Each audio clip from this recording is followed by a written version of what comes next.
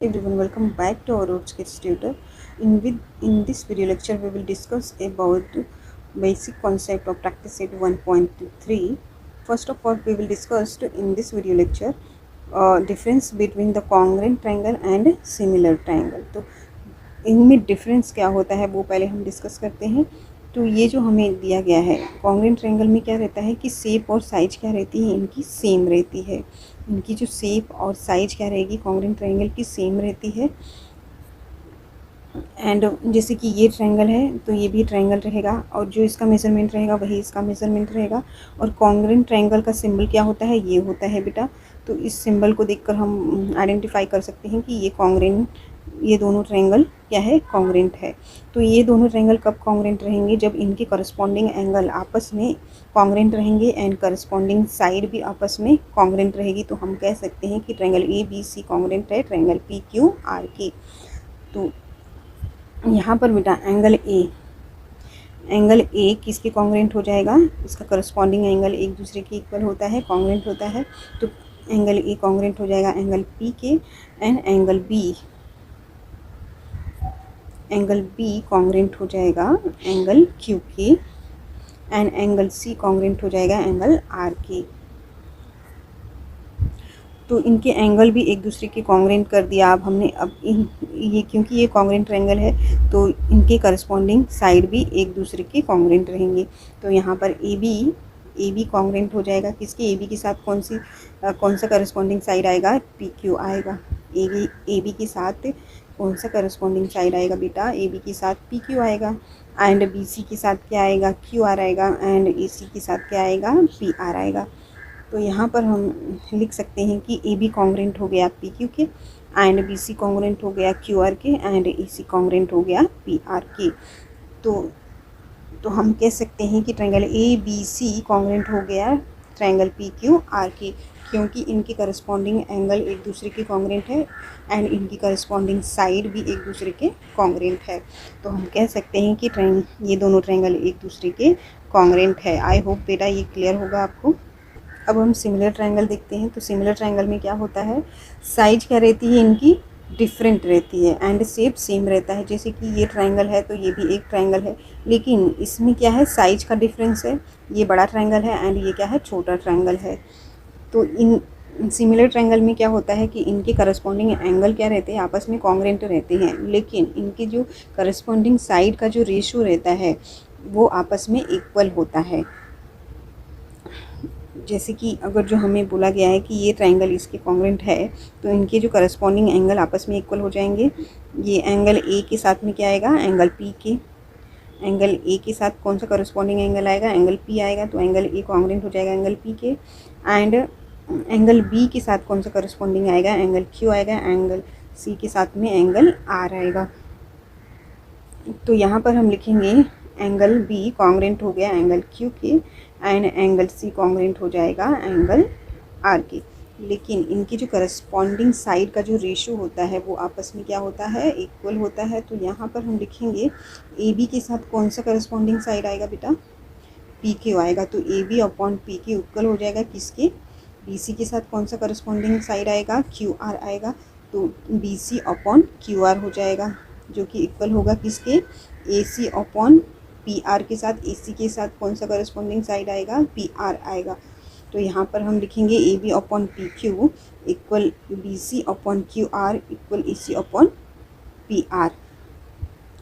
तो इससे हम कह सकते हैं कि ट्रायंगल ABC कॉन्ग्रुएंट हो गया ट्रायंगल PQR के। सिमिलर ट्रायंगल में हमेशा आप याद रखिए कि इनकी जो करस्पॉन्डिंग एंगल रहते हैं वो आपस में कॉन्ग्रुएंट रहते हैं एंड इनके करस्पॉन्डिंग साइड का रेशियो क्या रहता है, आपस में सेम होता है, इक्वल होता है। एंड कॉन्ग्रुएंट ट्रायंगल में क्या होता है, इनके करस्पॉन्डिंग एंगल क्या रहते हैं, कॉन्ग्रुएंट रहते हैं एंड इनके करस्पॉन्डिंग साइड क्या रहते हैं, आपस में कॉन्ग्रुएंट रहते हैं। तो ये इनके बीच का डिफरेंस होता है। आई होप बेटा आप सबको समझ में आया होगा। नेक्स्ट टॉपिक हम डिस्कस करते हैं। अब यहाँ पर हम अगेन सिमिलर ट्रायंगल को डिस्कस करेंगे। जैसे हमें ये दो ट्रायंगल दिए गए हैं ABC एंड DEF दिए गए हैं, दो ट्रायंगल दिए गए हैं। तो ये क्या है, ये आपस में सिमिलर है सिमिलर है। क्यों? क्योंकि इनकी जो साइज है वो क्या है, डिफरेंट है। ये बड़ा ट्रायंगल है एंड ये क्या है, छोटा ट्रायंगल है। साइज डिफरेंट है बट इनकी जो शेप है वो क्या है, सेम है ना। शेप क्या है, सेम है एंड साइज क्या है, डिफरेंट है। एंड ये आपस में क्या है, सिमिलर है। वो कैसे कि एंगल ए का करस्पॉन्डिंग एंगल ए का करस्पॉन्डिंग क्या है, एंगल डी है। एंड एंगल बी का जो करस्पॉन्डिंग आएगा एंगल ई के साथ आएगा। एंगल सी का जो करस्पॉन्डिंग एंगल आएगा एंगल एफ के साथ में आएगा। एंगल सी का एफ के साथ में आएगा। तो एंगल ए कॉन्ग्रेंट है एंगल डी के एंड एंगल बी कॉन्ग्रेंट है एंगल ई के एंड एंगल सी कॉन्ग्रेंट है एंगल एफ के। तो इनके जो करस्पॉन्डिंग एंगल क्या है, कॉन्ग्रेंट है एंड इनके जो करस्पॉन्डिंग साइड हो जाएंगे वो क्या रहेंगे, आपस में कॉन्ग्रेंट हो जाएंगे। जैसे कि यहाँ पर करस्पॉन्डिंग साइड ए बी के साथ क्या आएगा, डी एफ आएगा। एंड बी सी के साथ क्या आएगा बेटा, डी एफ आएगा। एंड ए सी के साथ क्या आएगा, डी एफ आएगा। तो यहाँ पर हम लिख सकते हैं A B upon D E equal हो जाएगा B C upon E F equal हो जाएगा A C upon D F के। मीन्स करस्पॉन्डिंग साइड का जो रेशो आपस में इक्वल हो गया। तो हम कह सकते हैं कि इनका जो करस्पॉन्डिंग एंगल आपस में कॉन्ग्रेंट है एंड इनका करस्पॉन्डिंग रेशो आपस में सेम है। तो हम कह सकते हैं कि triangle A B C congruent है, triangle A B C similar है ट्रायंगल डी ई एफ के। Now we will discuss test of similarity of triangle. इस टेस्ट में हम कौन कौन से टेस्ट डिस्कस करेंगे, A test, then A test, then S test and S test को डिस्कस करते हैं हम। पहले हम A test of similarity of triangle discuss करेंगे। तो यहाँ पर हमें क्या दिया गया है, ये दो ट्रायंगल दिए गए हैं A B C and P Q R. तो एंगल ए टेस्ट से मतलब क्या है बेटा, एंगल टेस्ट। तो एंगल टेस्ट का मतलब क्या होता है कि इस ट्रायंगल में ये एक एंगल बन रहा है, ये एक एंगल बन रहा है, एक एंगल बन रहा है। इसमें ये एंगल है, ये एंगल है एंड ये एंगल है। तो